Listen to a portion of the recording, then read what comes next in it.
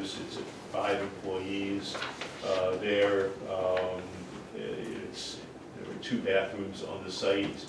So this is not a use that's going to have heavy water usage. It's not used in conjunction with, the operations that are going on. So it's not as if I don't know on body shops, but it's not part of the industrial process. It's really just used as an accommodation for the employees to have rest facilities. And there's no function of the facility that would require significant water use. You're not doing like high pressure water blasting for, your parts cleaning would be more of a solvent base, I would guess, right? Correct. Okay. Correct, And yeah. that would be captured.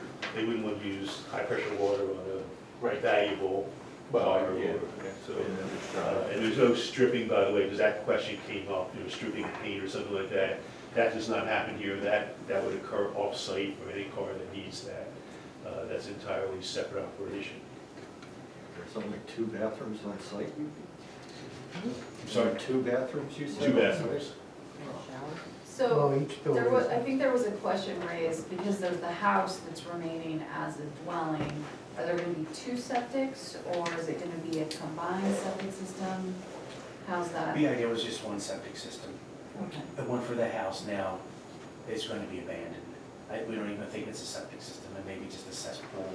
So we're going to utilize the new septic system for the house and then also for the. That was in Rick's letter. Right, so it'll Yeah. be sized potentially a little bit bigger Yeah, than yes. necessarily a single family. But, yes, that's I think I saw 320 gallons per 320, day. 320 yes, something like that. Yes, just right around 1 EDU.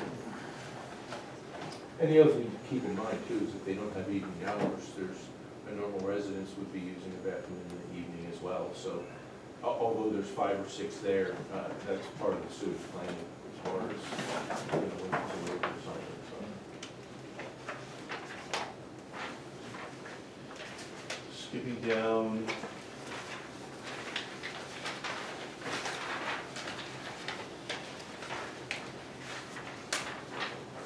Stormwater management, item number 10. Maybe you can explain that better. Yeah, I touched on this in my presentation about the using of the MRC. That's how we designed as the managed release concept. The infiltration testing that we did was not good soils for infiltrating. It's pointed out that we should discuss a potential waiver request, even though we designed and reviewed that already. So we would be pursuing that waiver. That's the only thing we can do to manage our stormwater. Can I ask for some clarification real quick? You described how the stormwater is designed on the site, and you talked about how currently it goes across the street between 2 residential properties. Is that gonna continue, or Yes. will it, okay, That will continue.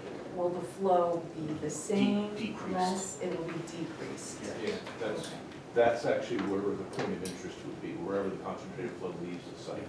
So that would be where it's studied.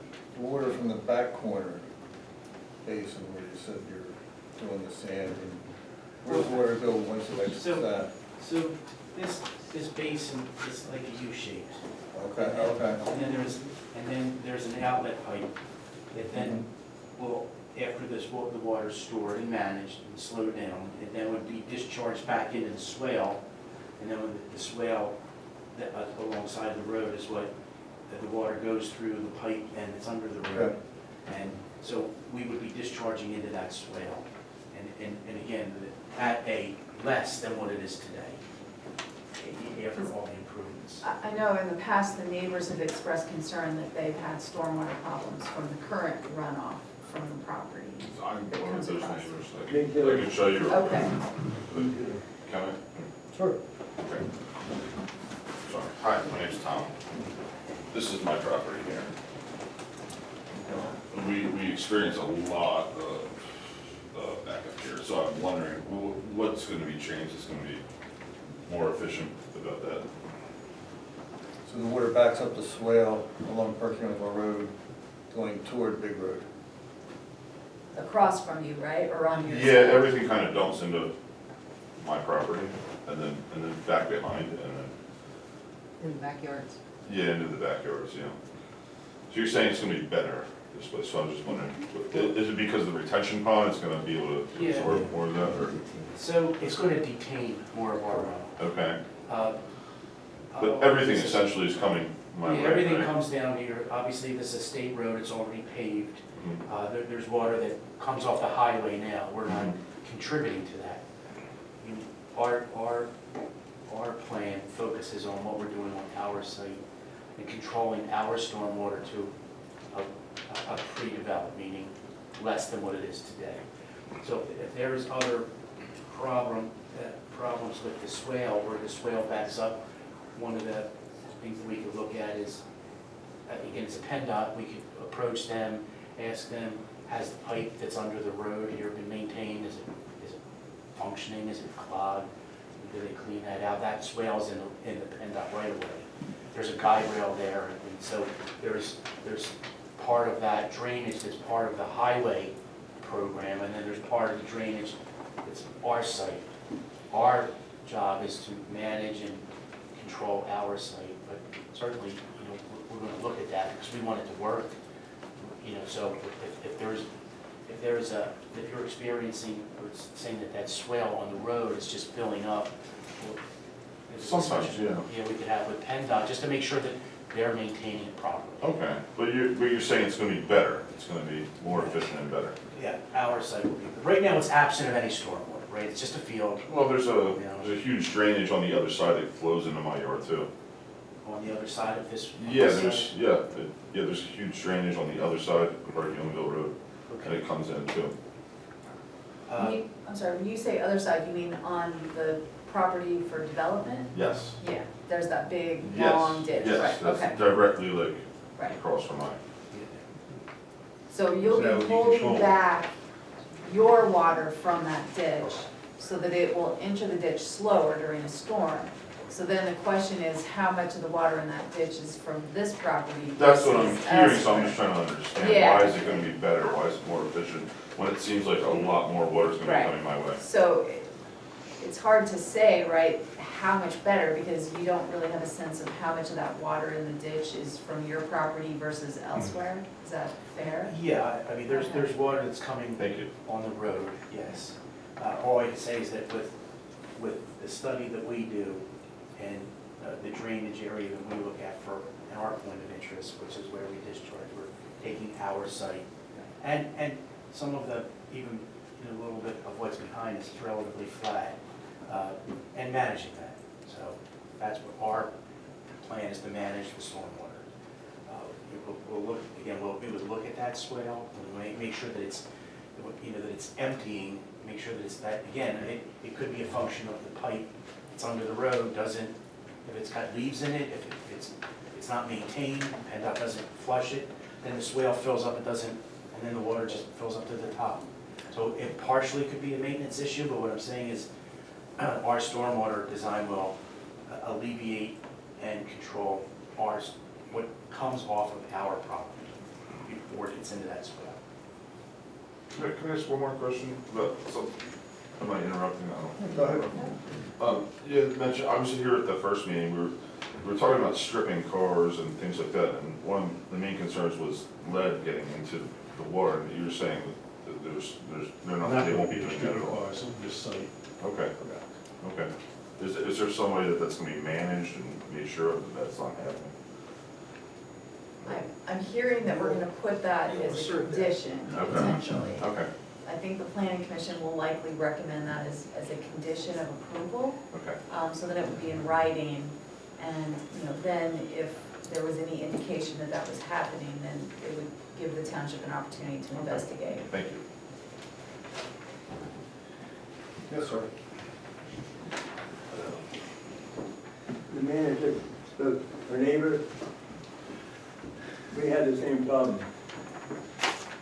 The water comes under the road, and I have a picture here, I took a photograph of it, shows the road comes under the road, comes down behind our property, and we have a septic system there. That's where the mound's put in. If the water gets high, some people say, well, it won't go that high. But if that gets high and then washes that mound out, who's gonna pay for it? I can't see why we have to pay for it and then our insurance goes up. That's not. Can you share that photo with us? I can show you on the map too where it is. Sure, yeah, I think that would be helpful. It's, Right here, oh, this is my property, so this, you can see the mound there, that's his. and this is where the water comes through. Correct, yep, And it goes all the way down. yep, correct. Yep. So, okay. So this is the drainage that's kind of, that was pointed out earlier, right, okay. All right. Pass me over Yeah, sure.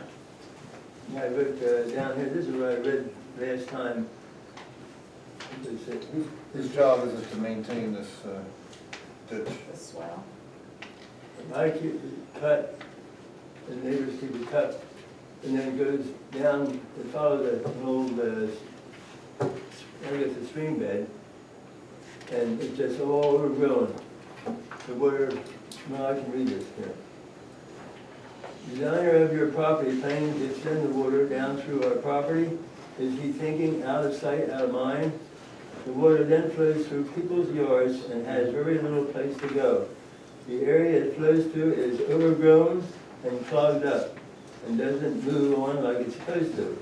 Also, when we have heavy rains, the water course spills over its bank.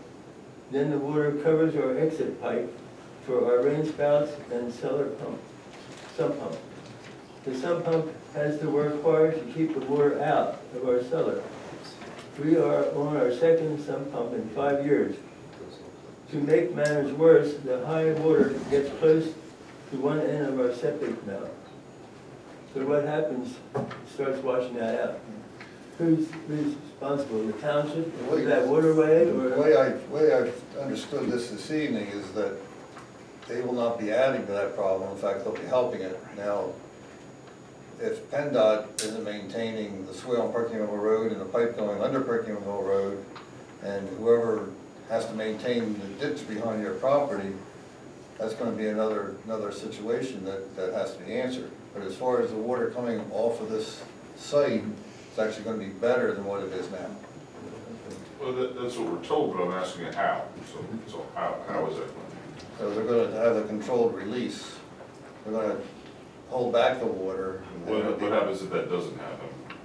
I mean, we're being told that, but. Then we send Norm out. And actually, the MRC, the managed release concept, has to do more with infiltration than it does peak rate releases. So, and in this particular stormwater district, is this a reduction ordinance? Is there reduction, or you mentioned pre to post? I thought it was reduction. Okay, so that is what, as far as the proof that you were referring to, that's the stormwater report that will be submitted. Okay. Okay, so, and that's the tough part, is you've got a property here, but if there's a pipe going under the road, it's a state road, it's the state's responsibility.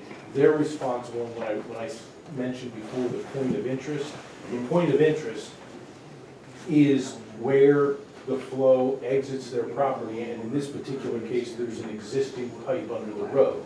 So the point of interest is where it exits their property at that pipe. Understood. If the pipe is clogged, that's no more their fault than it would be your fault Right. if it were flowing in the other direction. Right. It's a state road, it's not even a township road. And You the know, scary thing is government tells you it's gonna be one way and then Or all of a they- sudden it's not. Or they tell you that, you know, they'll maintain it, or they've got a list and they'll get to it when they can get to it. Or it's gonna be better for you, trust me. And then Yeah, it's and, not. but there's no one in this room that's, Okay. you know, what you can do is you could certainly call PennDOT. Well, it's manageable now. I think we're just worried that it's gonna be unmanageable and then we're gonna have a whole new set of problems. But the plan review process and the stormwater portion of it, they'll submit a stormwater report, we will review that, and we'll make sure that it complies with the township's ordinance. And the township ordinance is not, what I'll say easy, it's a reduction ordinance. So after development, even considering the impervious that's being added to the site, the peak flow rate should be reduced, it will be reduced. I have a question. We also, we just add to that, not only do we have to comply with township ordinances, but we also have to comply with the Department of Environmental Protection through the County Conservation District. So there's another set of eyes looking at this. Right, but DEP's not gonna, they really won't care about their concerns. Their concerns are peak No, rate they're reduction. They should- They're concerned about the MRC Right. and more the water quality and the bioscrubber and all that kind of stuff. What But these people. these things do fail from time to time, is what I'm saying. Yeah. I have a degree in civil engineering, I'm a general contractor by trade. I don't know if you've been down to Sourton, you know where the Home Depot is? They have a terrible problem, they're flooded for years until they got on. So I think we're just worried about that. Sure. Yes, we're being told something, but how much of a headache is this going to be down the road? It's something to consider, and something that we're concerned about as Right. people who are going to be living next to this Right. thing. And furthermore, we hear a lot about like how beautiful it's gonna be, like, no one's questioning it's gonna be beautiful, I'm sure it is, but, you know, it's more the concerns of, there's no traffic light there, living on that corner, people, I have a 4-year-old and a 3-year-old, and people hit that corner and fly by, we have no police presence, I've called the state police to come sit in my driveway, they won't come out. Nope, and it I'll won't come. forget that, they won't. It won't come.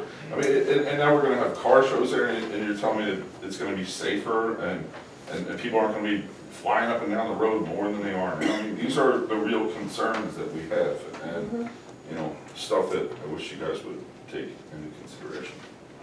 Can I ask you a quick question? Sure. The swell, the pipe that goes under the roof, have you, in your years of living there, ever seen PennDOT out there? No, No. never. Can you see through the pipe or is it collapsed? I mean, mine's okay, it's when it gets back into his yard, so it comes down my yard on Perkiomen, then into his, so. Right, but he was talking about the pipe itself. I don't have a pipe in my yard, I just have a No, ditch. the pipe under. Under Perkiomen though.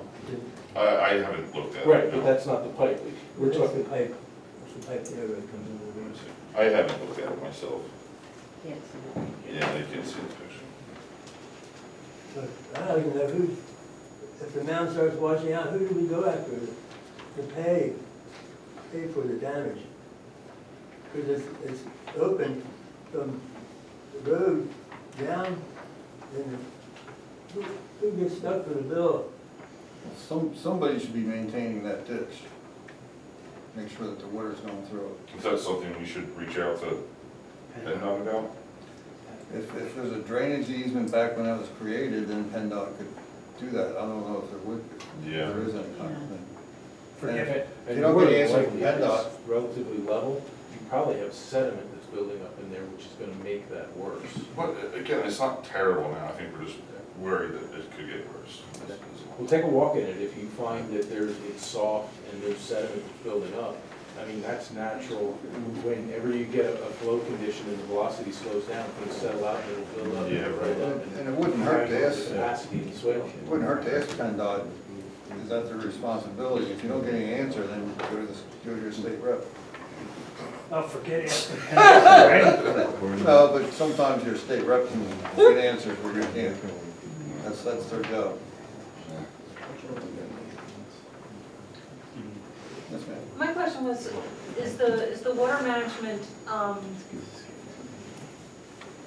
is there a gap during the construction phase? Because you talked about post-development and, you know, yes, things look like they can be beautiful and maybe they'll be well managed post-development, but during development, during the construction phase, that's a very big site to have constructed. You know, That's where the NPDES permit, that's where the NPDES permit. So we have It's during construction. Go ahead. Yeah, we have an NPDS, National Pollution Discharge Elimination System. It's a permit that's applied to through the local conservation district. It's a state and federal permit. So during construction, we have to implement measures to control sediment and runoff using silt devices, seeing them silt fence or the silt socks, the construction entrance. There's a schedule, it's inspected. So yeah, during construction, as well as after. So there's pre and post-construction. There's measures to control the stormwater and the runoff. And then after that, as part of our NPDS permit and as part of our approval, we have to record an O&M agreement, which is operation and maintenance. That's the mechanism that requires the applicant and the owner to perpetually maintain the property, perpetually inspect and clean and make sure that it's operational. And it's recorded, it's an instrument. So that's the device that says what we've designed, what we have in place has to operate and work. It's overseen by the Township, and then it's a record document. So that's what locks. It's not like you build it, you walk away, and if it doesn't work, you have upset neighbors. So there's a lot of things that come into play to protect and to maintain the integrity of the system that we're designing and we're testing to. What's the estimated time from beginning to end? For construction? Yeah. Well, It'd take 12 to 14 months to probably build that. That's it? Well, they're not gonna build all the buildings. It's gonna be all at once, it'd be phased. But The transport building will be first. So the total construction time of continuous 12 to 14 months? if it was continuous, it'd probably go 12 to 14. But But you're not talking that's going to be continuous. no, we don't know how, it really comes down to the funding for Three Dog and how many parts it would do. So we'd have to continuously live through construction. Well, I mean, the site's gonna be graded and seeded and it'll be Yeah, a green site. but then you come back with the noise again. And then you come back with the noise again. And then you come back with the noise again. So it's not coming in, getting it done, and you're out of there, and we have some peace and quiet. Well, that's never how, I mean, you have the weather delays, say 12 months, But, it's yeah, delays I know, because 24. I was in construction too. But my point is, how long is this 12 to 14 months really going to be? That we have to live with, the noise. I don't think anybody can answer that at this point. I mean, like we said, there's funding and I'm also familiar with construction, and I know sometimes you hear completion dates and contractors are overly optimistic and they're not usually met, so you can Right, ask, but I don't want to to live with this for 10 years, Monday through Friday, listening to music and hammers and, no. I'm not living with that. It will Don't know how like to disturb control our, that. you know what I mean? Mhm. Our peace continuously. I don't think anybody can answer that tonight.